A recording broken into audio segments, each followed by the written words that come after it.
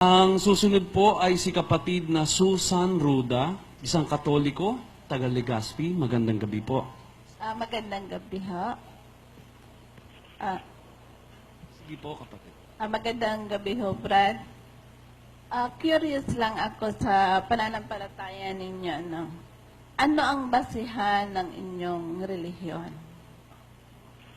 Kasi yung born again sa John 3 verse 4 and 5 and yung ibang mga yung saksi ni Jehovah, meron silang mga binabasang mga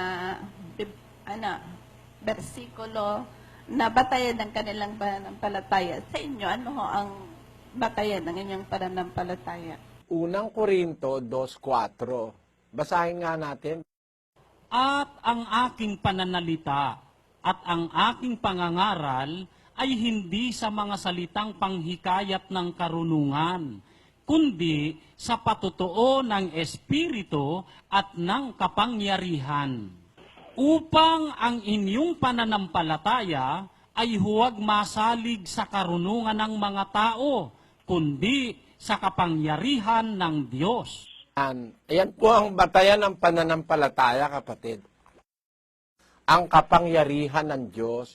Diyan po ang aming batayan, yung kapangyarihan ng Diyos. Maaari itanong nyo, ano ba yung kapangyarihan ng Diyos na pinagbabatayan namin ng aming pananampalataya? Yun pong nasa 1:16 ng Roma. Sapagkat hindi ko ikinahihiya ang Ebanghelyo, sapagkat siyang kapangyarihan ng Diyos sa ikaliligtas ng bawat sumasampalataya. Ang Ebanghelyo po ang kapangyarihan ng Diyos. Kaya ang batayan ng pananampalataya, yung kapangyarihan ng Diyos, dapat ang batayan mo yung Ebanghelyo. Pag sinabing Ebanghelyo, yun po yung buo, hindi isang talata.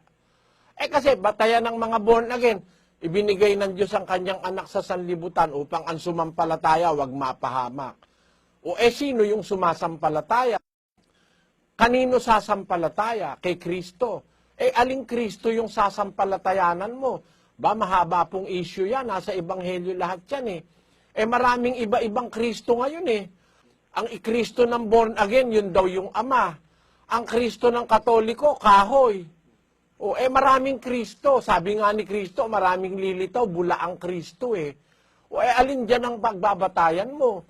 Kaya kailangan buo ang pagbabatayan mo. Ang kapangyarihan ng Diyos, yung kapangyarihan ng Diyos, yun ang kumpletong Ebanghelyo.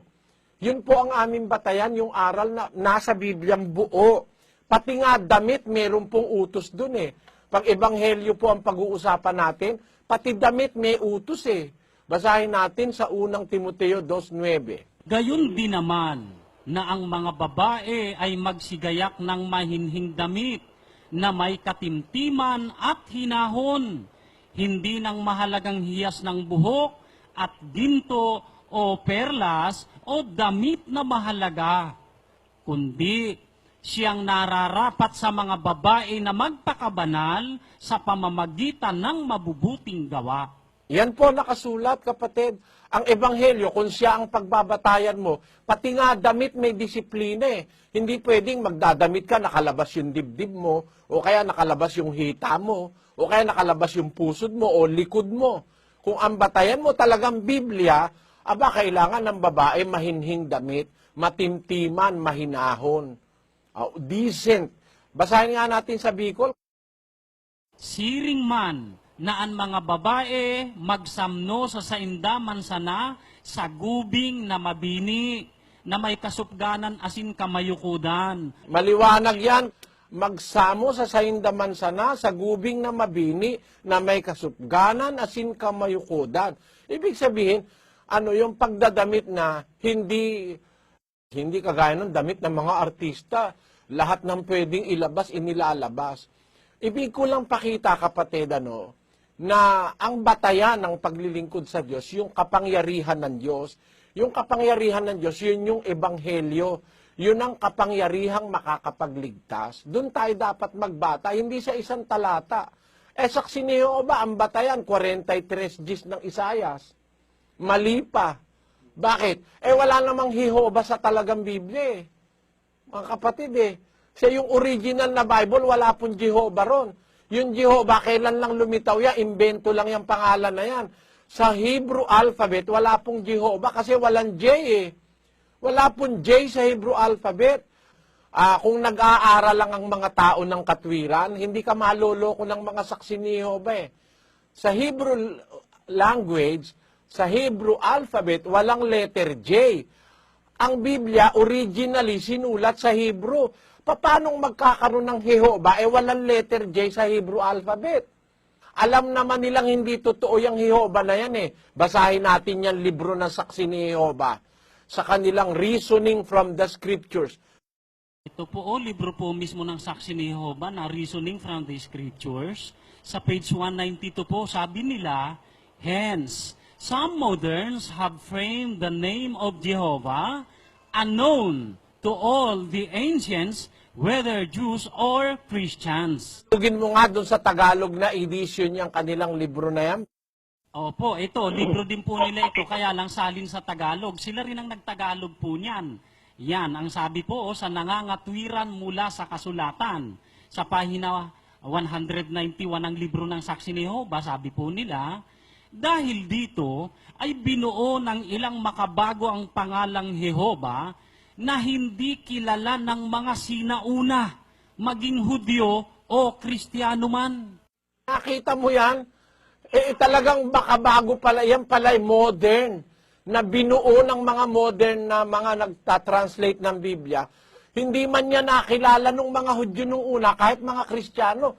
Tapos ngayon, sasabihin mo, Kristiyano ka, ipipilit mo sa akin Jehovah, kahit kapiraso nakapag-aral ako ng grammar. Wala naman nga sa grammar ng Hebreo yung letter J. Paano naging pangalan ng Diyos nag-uumpisa sa J? Kahit ano pa kunin nilang batayan sa Biblia, palpak sila, kapatid. Kaya ang dapat, ang kukunin mong batayan sa Biblia, yung kabuuan, yung ebanghelyo. Yung ebanghelyo, yun ang kapangyarihan ng Diyos sa ikaliligtas ng bawat sumasampalataya. So, hindi isang sitas. Kukunin ng born again, sumampalataya kay Jesus. Hindi naman sila sumasampalataya kay Jesus eh. Tingnan mo ang kanilang pananamit. Sa damit pa lang, mali na sa sinasabi ni Jesus. Yung aral nila, mali rin. Bakit hindi mali? May ikapu sila. Hindi naman aral ni Jesus yung ikapu eh. Utos ni Moises yun eh. Lipas na yun, hindi na ngayon batas yun. Kaya lang nila ginagamit yung ikapu dahil malakas magpakakwarta ron eh. Biro mo, yung pinaghanap buhayan ng kapwa mo, 10% ka na agad, wala ka man lang puhunan. Yung nagbibigay ng 5-6, at least, kahit magbigay ng 10% yun, may puhunan. Tingnan mo? Kaya iyan ang dapat maintindihan ng ating mga kababayan. If you are curious, I am ready to give you satisfaction of your curiosity, ma'am. I am ready. Kasi yung sinasabi yung mga relihiyon, mga palpak na relihiyon po yan. Ang batayan yan, kapiraso sa Biblia, pero pag itines mo sa buong aral ng Biblia, baksak na yan. They will fail the test of the Bible. Yun po ang sagot ko.